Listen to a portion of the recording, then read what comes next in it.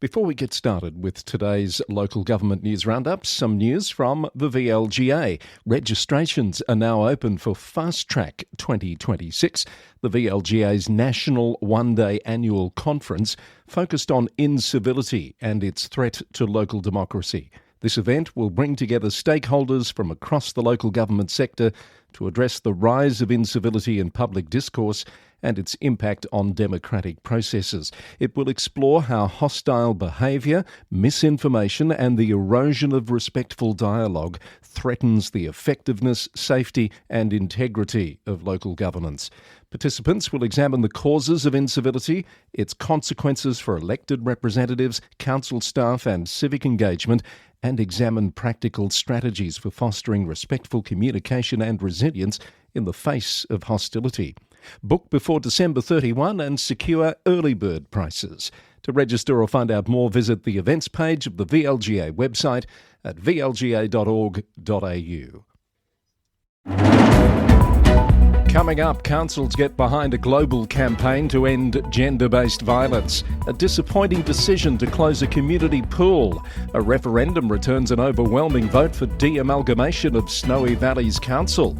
A council offers a $10,000 reward following a tree vandalism incident. A mayor's decision to go to the Winter Olympics under fire. A Tasmanian mayor survives an attempted no-confidence motion. And turmoil of the city of Perth as its acting CEO resigns. Hello, I'm Chris Eddy. Welcome back to the Local Government News Roundup. It's Monday the 1st of December. Also today, Newcastle's Deputy Lord Mayor cops criticism from a local MP over a procedural decision, and the shire that wants to be a city. Our podcast is brought to you by the Victorian Local Governance Association, the national broadcaster on all things local government, with support from Symphony 3, simple, connected customer experiences. Lots of news from councils around the nation for you today. Let's get into it with our Victorian report. And of course, local governments right across the country are taking part in a global campaign to end violence against women, which is now underway. The 16 Days of Activism Against Gender-Based Violence campaign commenced last week and runs through December 10. Hobsons Bay City Council in Melbourne is using the campaign to demand greater state government action as family violence incidents in the municipality surged 12% last year. Emergency department presentations are up 56% in 2 years. Mayor Diana Grimmer and community partners have written to state ministers and local MPs calling for more crisis accommodation, mental health services and affordable housing. The Altona Theatre will be lit orange throughout the campaign. Peak Body, the MAV, is supporting Safe and Equal, who are leading Respect Victoria's campaign this year. The closure of the Port Fairy Pool and Fitness Centre is now confirmed to be permanent after its recent shutdown due to the discovery of mould in the building. Moyne Shire Council and leaseholder Belfast Aquatics have confirmed the cost of more than $2 million to save the facility. The current lease expired yesterday, and the council says it has no plans for the facility to continue operating. Mayor Jordan Lockett acknowledged the impact of the decision on the community and the disappointment of many residents. He said the council is developing an aquatic facilities strategy to inform future investment and service provision in community pools, which is expected to come before the council by next June. Cardinia Shire Council has announced that the Pakenham outdoor pool won't reopen this summer due to weather-related construction delays. Essential upgrade works, including structural repairs, resealing and new fencing, require dry conditions to complete properly. The council says it's prioritising quality over speed to deliver improved facilities. The upgraded facility is expected to reopen for the 2026-27 summer season. Melton City Council is pushing the Victorian Government to fast-track electrification of the Melton rail line. The Star Weekly reported that the council wants full funding committed, including new stations at Thornhill Park and Mount Atkinson. The state government says rebuilding Sunshine Station is the first step towards electrification. The council is calling for a transparent timeline and delivery alongside the Sunshine Super Hub upgrade. Darebin City Council has deferred a decision on a memorial for late councillor Gaetano Greco until next year. The council received a report at its meeting last week canvassing various options for a memorial, including the naming of a park, a cultural centre or an appropriate artwork. The Mayor, Emily Dimitriadis, and Councillor Angela Villela will lead consultation with former Councillor Greco's family before a further report comes back to the council in March. Former Macedon Ranges Shire Mayor Dominic Bonanno is taking a 6-month leave of absence in the wake of a recent speeding and drink driving incident in the mayoral vehicle. The leave of absence will go through till late May, during which time he will not receive a councillor allowance. Stonnington councillors are seeking an extension of time to receive a report from an animal management task force which has been looking at options for the future provision of animal management and welfare services in the city. A potential regional pound and in-house delivery options are part of the review. The extension request will be considered by the council at its meeting today. Glen Iris City Council has resolved to develop a standalone 2-year anti-Semitism strategy. The strategy will be informed by best practice models and community consultation as a short-term response and foundation for a future social cohesion strategy. The council will also monitor anti-Semitism trends on an ongoing basis and advocate for additional resources and partnerships to strengthen community resilience. Loddon Shire Council is revising its advocacy priorities ahead of next year's state election. Childcare access will now be prioritised across the entire shire, not just the northern region. Mayor Dan Straub says the update ensures leaders know what matters most to local communities. The council advocates for fair childcare access but doesn't provide or control those services. Latrobe City Council is tackling CBD antisocial behaviour with a new outreach program. The council has allocated $30,000 to develop a community outreach model connecting vulnerable people with support services. It will focus on high traffic areas like the CBD and transport hubs, using trained staff to de-escalate situations. And the City of Greater Bendigo has won gold at the Victorian Tourism Awards in the Local Government Award for Tourism category, marking its 6th consecutive year as a finalist with 4 gold and 2 silver awards achieved during that period. The Greater Shepparton Visitor Centre has won silver in the Visitor Information Servicing category. The award recognises innovative initiatives like the TAC Pause Stop program and support for major events like the GT Nationals. More news in brief. Cardinia Shire will reduce its council meetings to once a month starting in February, integrating town planning matters into general meetings and starting an hour earlier at 6 p.m. The new schedule was adopted at the council's annual meeting last week. Colac-Otway Shire is inviting mobile food vendors with unique creative menus to participate in a summer food truck trial from December to April at the Lake Colac Foreshore and Memorial Square. Applications must be submitted by Friday the 12th of December. And the City of Greater Bendigo has become the first regional council and the third in Australia to achieve Welcoming Cities accreditation at the excelling level under new national standards. It recognises the city's commitment to cultural diversity, Aboriginal reconciliation and social cohesion, and strengthens its reputation as a national leader in inclusion.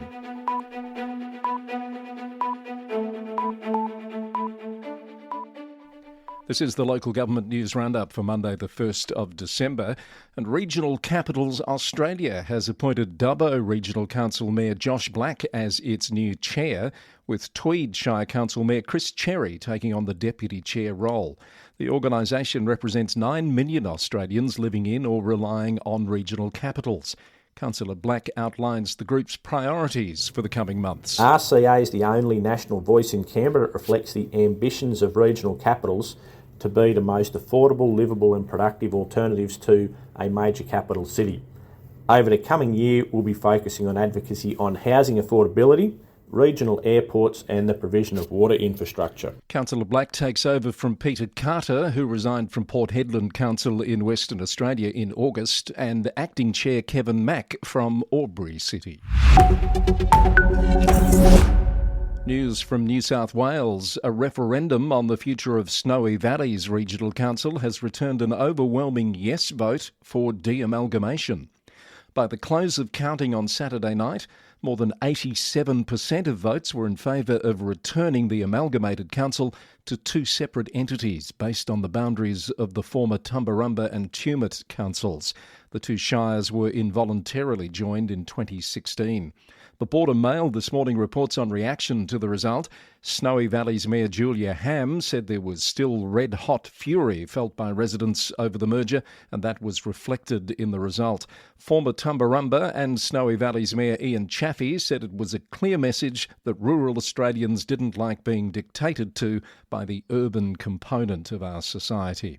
Once a final result is confirmed, the issue will go to the Minister for Local Government to determine the next steps. A demerger is estimated to cost nearly $5 million and will take at least 2 years.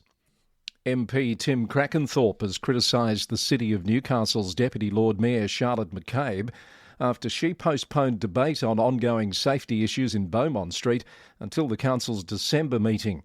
The Newcastle Herald reports that the Hamilton precinct has been plagued by antisocial behaviour, including used needles and human waste. Councillor McCabe defended her decision, saying the late item, circulated on the day of the November meeting, didn't meet urgency requirements under meeting rules. Meanwhile, business owners and residents say the problems demand immediate attention.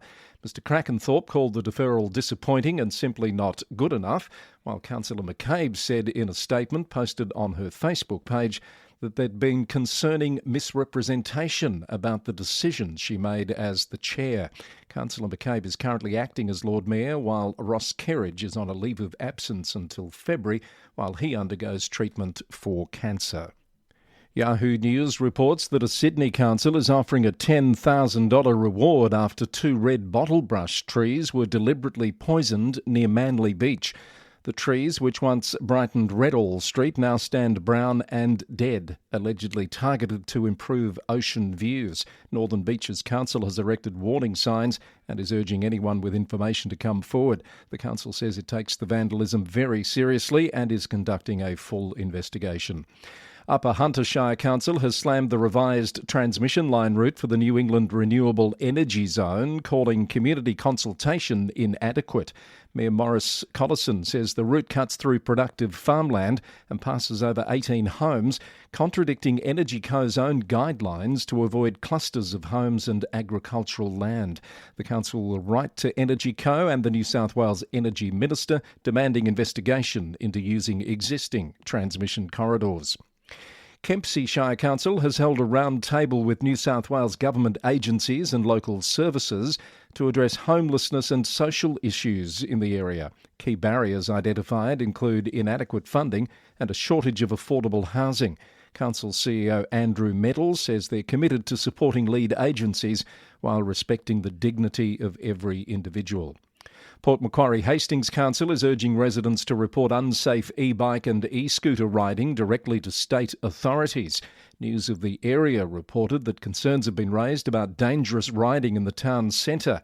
Emergency data shows a 627% increase in e-bike injuries since 2019. The council will publish clear information on its website about reporting procedures and regulatory responsibilities. Meanwhile, Transport for New South Wales has decided to repair rather than replace the Port Macquarie southern breakwall, ending the long-standing debate about full replacement. Mayor Adam Roberts said the news will come as welcome relief to many in the community, and he's offered support for a potential new project to widen the breakwall footpath to accommodate increasing pedestrian traffic.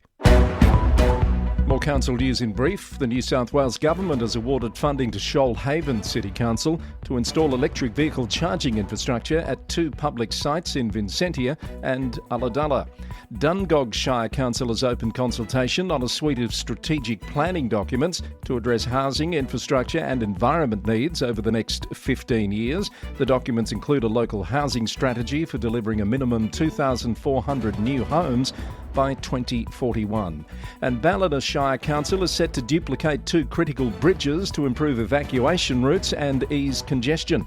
The Fishery Creek Bridge on River Street and Canal Bridge on Tamarin Drive will be expanded to 4 lanes each.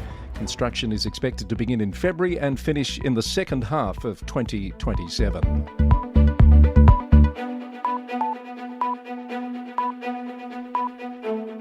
The Local Government News Roundup is brought to you by the Victorian Local Governance Association, which held its successful mayoral leadership development program on Friday and dropped a new episode of VLGA Connect on the weekend as well, featuring the CEO of Maribyrnong City Council, Celia Haddock, and the continuing Meet the Board series with Councillor Mia Shaw from Wyndham. Support for the podcast also comes from Symphony 3, providing simple, connected customer experiences through their Smart Glue platform. Find out more at symphony3.com.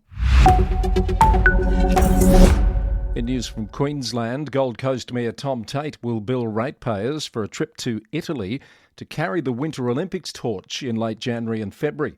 The Gold Coast Bulletin reported the announcement has angered councillors who are dealing with budget cuts and staff redundancies. Mayor Tate says he'll meet with sporting officials to secure events for the 2032 Games and visit a modular housing factory. Sunshine Coast Mayor Rosanna Natoli has declined to attend, citing local priorities. Quilpie Shire Council has abandoned plans for a new aquatic centre after costs blew out to more than $36 million. Mayor Ben Hall says 5 years ago the project could have been built for around half that amount, according to In Daily Queensland. Instead, the council will now undertake remediation works to extend the life of the existing pool. Dog-related complaints continue to pile up across Redlands Coast and Brisbane, with councils dealing with reports almost daily, according to Redland Bayside News. Redlands City Council received 330 complaints about negative dog behaviour in the past financial year, while Brisbane City Council has dealt with more than 1,500 animal incidents so far this financial year. Strengthened penalties came into force in July last year, including on-the-spot fines for failing to keep dogs under control. 5 dog breeds are now considered high risk and banned in Queensland. And North Burnett Regional Council has formalised a new partnership with Bundaberg Tourism to boost tourism outcomes across the region. The partnership aims to raise the profile of the North Burnett region within the wider Bundaberg region brand. Local tourism operators, accommodation providers and hospitality businesses can now access a 25% membership subsidy to join Bundaberg Tourism. To Tasmania, a no-confidence motion against Derwent Valley Mayor Michelle Dracoulis has been defeated. Tasmanian Country reported that Councillor Wayne Shoebridge's motion failed to secure support from fellow councillors. The move followed ongoing code of conduct complaints against the mayor, which were previously dismissed by a panel.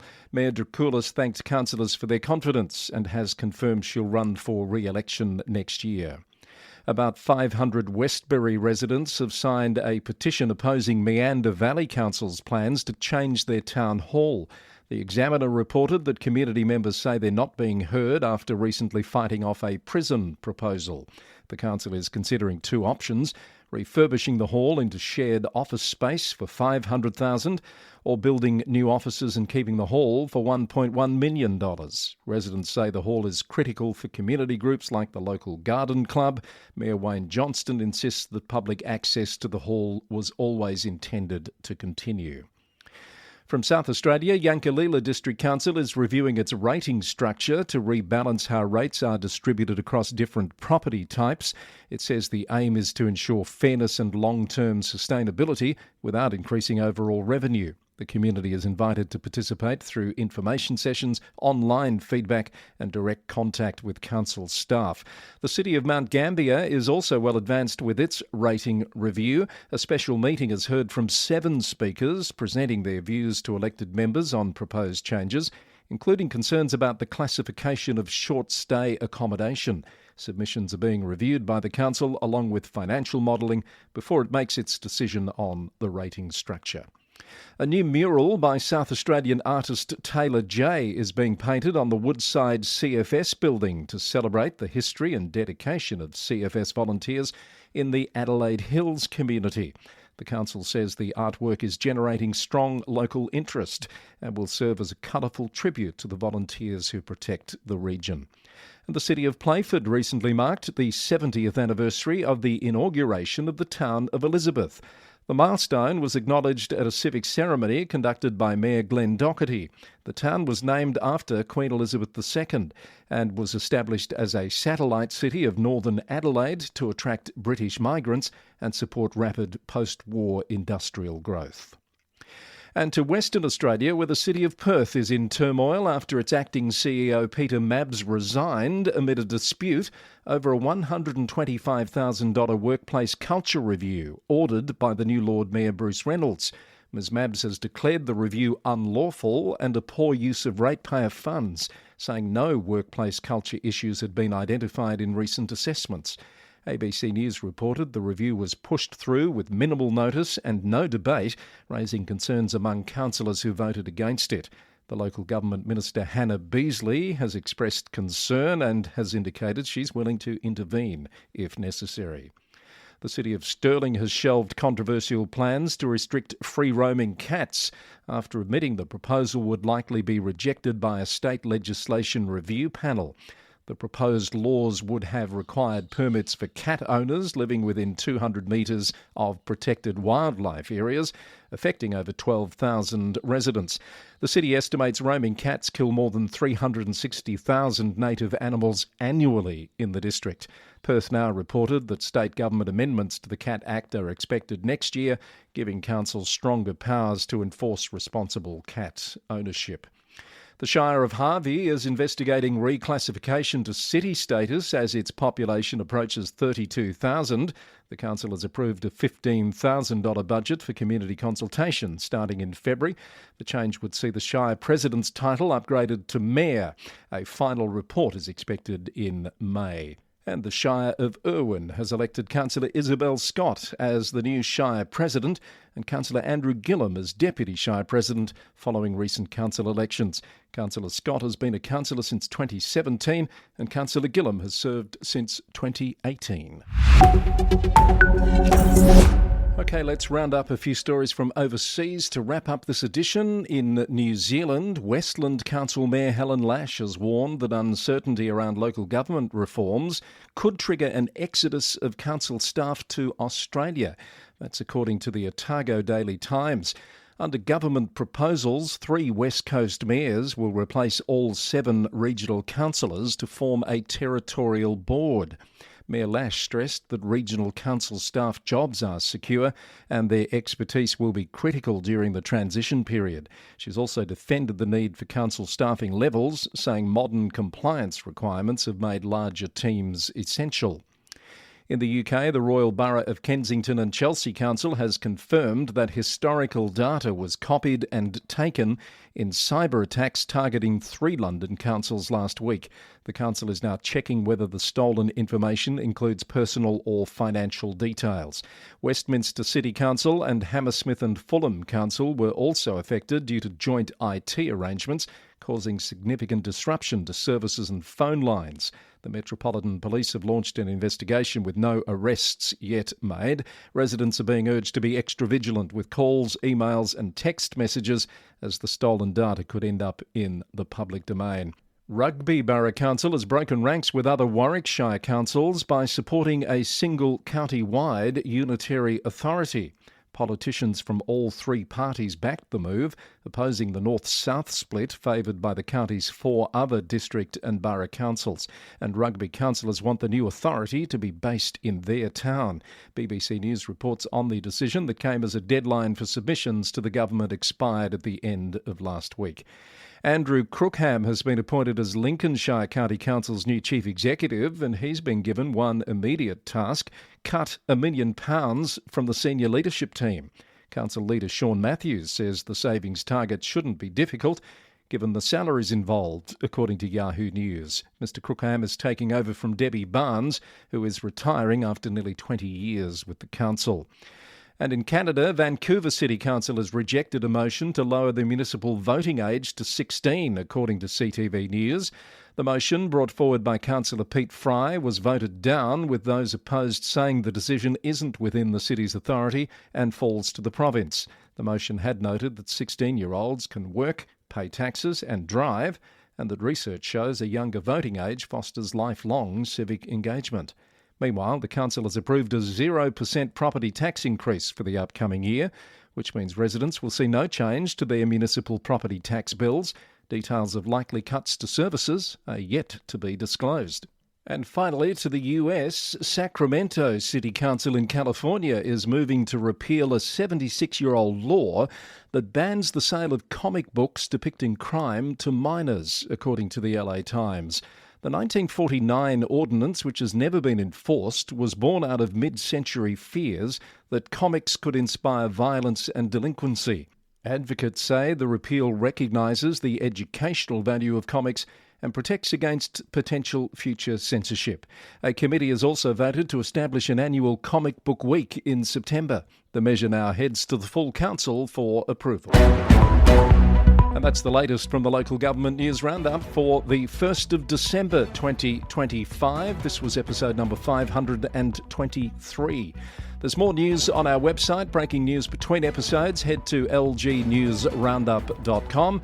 That's where you'll also find a full transcript and story links from this edition of the podcast, which is brought to you by the Victorian Local Governance Association, the national broadcaster on all things local government, with support from Symphony 3, simple, connected customer experiences.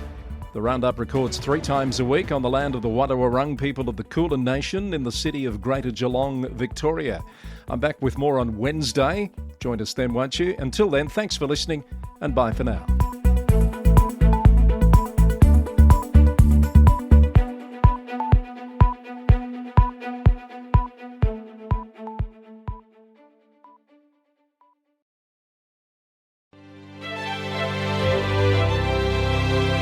Support for our podcast comes from Symphony 3, which has announced exciting news. It's launched its innovative Smart Glue platform on the AWS marketplace. That makes the secure and affordable integration solution accessible to government agencies worldwide. The platform includes over 50 pre-built connectors specifically designed for public sector systems, government APIs, enterprise solutions, and AWS services to transform citizen experiences by breaking down data silos. Smart Glue delivers operational excellence for local governments through cost reduction, process optimization, improved decision-making, and scalable architecture, all while maintaining comprehensive security and compliance standards required by public sector organisations.